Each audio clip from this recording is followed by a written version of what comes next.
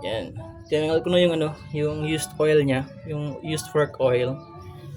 So, mapapansin nyo, may ano, gauge siya or sukatan para malaman ko or matatansya ko kung gaano karami yung fork oil na ibabalik ko mamaya. So, yan o.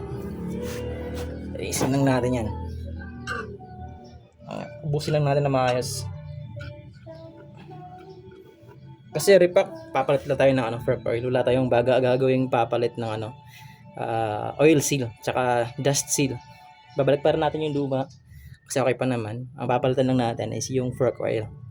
Kasi napapansin ko, malambot na masyado yung plane ng ano, front shock ng Aerox ko. Yan. Ayos, di ba? Patuloyin lang natin na maayos. Then, ganun din yung gagawin natin sa isang shock. Ayun lang.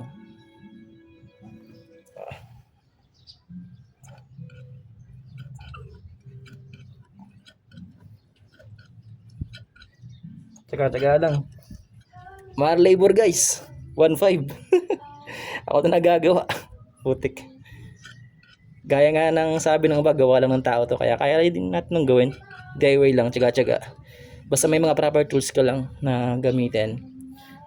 Magagawa mo rin yung kaya nilang gawin. Diba? Walang tipid to. DIY. Ayan. Then patuloyin ko, ilagay lang dito. Patuloyin ko lang yan na maayos para matanggal yung ano. Ganun lang yan. Mamaya babalikan ko yan. Then ito, lilinisin ko rin yan mamaya. Papatuloyin ko lang na maayos. So yun lang. Yun lang. Then yung fork oil, karami siya. So nasa mga 60. Ito. 60 ml to guys. So since napaglumaan to, pagbalik ko mamaya gagawin ko tong 65 ml.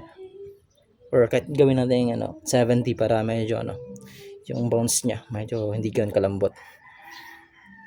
Ayan, 70 ml yung babalik ko mamaya. 60 to eh. So since may mga natapon or may mga dumikit dun sa loob ng inner tube, gawin natin 70 mamaya. O, di ba? Ayos.